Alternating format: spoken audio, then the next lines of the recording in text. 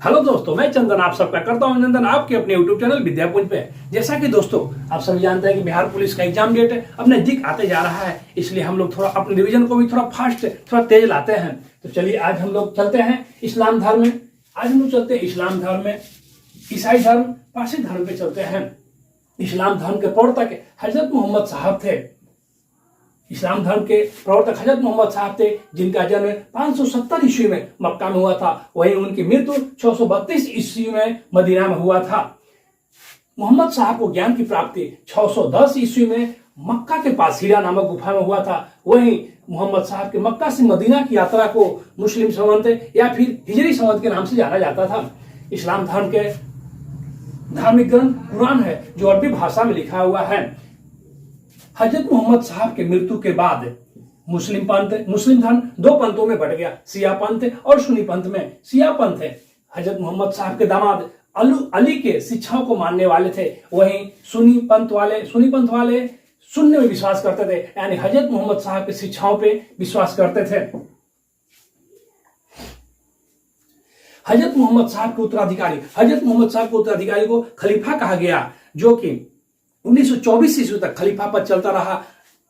जब कमाल पाशा तुर्की के राजा बने तो उन्होंने खलीफा पद को समाप्त कर दिया। आइए हम देखते हैं ईसाई धर्म में। ईसाई धर्म के प्रवर्तक है ईसा मसीह थे, जिनका जन्म लगभग 4 ईसा पूर्व में हुआ था। उनका जन्म जेरूसलम के बैथलहेम में हुआ था। वहीं उनको रोमन गवर्नर पोंटियस ने सूली पे चढ़ा दिया था 33 ईस्वी में। ईसाई धर्म का प्रमुख ग्रंथ धार्मिक ग्रंथ बाइबिल होता है। आइए हम लोग चलते हैं पारसी धर्म पे। पारसी धर्म का प्रवर्तक है जरथुष्ट्र है।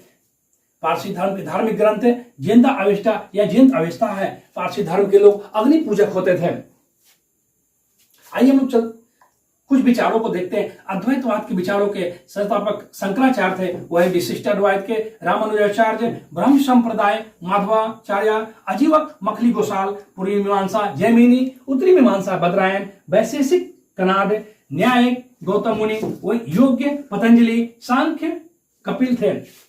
आइए हम लोग चलते हैं सिकंदर के बारे में जानते हैं। सिकंदर का जन्म 356 ईसा पूर्व में हुआ था। वहीं उसकी मृत्यु 323 ईसा पूर्व में हुआ था। सिकंदर के गुरु का नाम अरस्तु था। सिकंदर भारत विजय अभियान 326 ईसा पूर्व में शुरू करता है, जो कि पहला आक्रमण उसने पंजाब के राजा पोरस पे करता है, जो कि झेलम नदी के तट पे पोरस के साथ उसका युद्ध है। झेलम विटास्ता या हाइडा स्पीच के युद्ध के नाम से जाना जाता था, जिसमें सिकंदर का विजय होता है। लेकिन सिकंदर पोरस की बहादुरी को देख करके पोरस को अपना दोस्त मान लेता है। वहीं निराकस जल सेनापति था। वहीं सिकंदर का प्यारा घोड़ा, प्रिय घोड़ा का नाम बौफ केपला था, जो सिकंदर ने झेलम नदी के तट पे बौफ केपला नगर बसाया था अपने घोड़ा के याद में।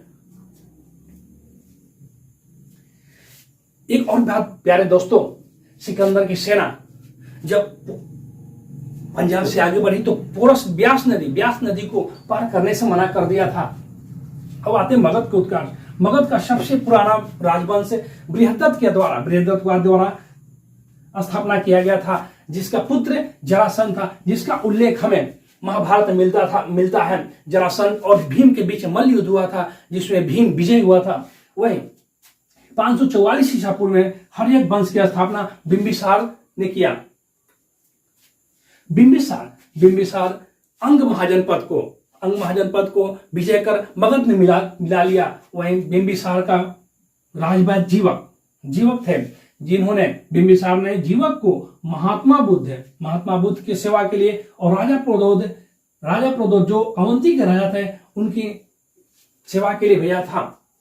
बिंबिसार ने अपनी राज्य नीति को विस्तार करने के लिए वैवाहिक नीति शुरू किया। उसने 3 विवाह किया। उसने कौशल नरेश प्रसेनजीत की बहन महाकोशला से, वहीं चेतक की बेटी चेलना से और मध्य देश की राजकुमारी क्षेमा से शादी करता है।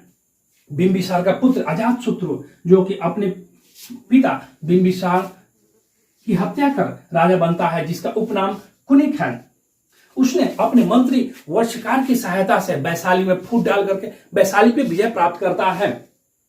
वैशाली विजय के लिए उसने सोन, गंगा और गंडक के संगम पे पाटली ग्राम की स्थापना करता है, जो बाद में उदयन के द्वारा पाटलिपुत्र की स्थापना किया जाता है। और राजधानी जो कि गिरिव्रज, जिसे राजगिरी भी कहते हैं, उसके बदले में उदयन पाटलिपुत्र को अपना राजधानी बनाता है। हर्यक वंश का अंतिम राजा नागदशक था, जिसके अमात्य शिशुनाग ने उसे अपदस्थ कर अपना शिशुनाग वंश की स्थापना किया। शिशुनाग अपनी राजधानी पाटलिपुत्रा से वैशाली ले गया। पुनः उसका पुत्र कालाशोक जब राजा बनता है तो अपनी राजधानी को वैशाली से पाटलिपुत्र लाता है। वहीं शिशुनाग वंश का अंतिम राजा नंदीवर्धन था। उसके बाद नंद वंश की स्थापना होती है, जिसके संस्थापक महापद्म नंद हुए थे। महापद्म नंद वंश की स्थापना करते हैं। वहीं नंद वंश के अंतिम राजा घनानंद था, जिसको हराकर चंद्रगुप्त ने मौर्य वंश की स्थापना की। चलो भाई दोस्तों, अब हम अगले वीडियो में देखेंगे, मौर्य वंश के बारे में पढ़ेंगे।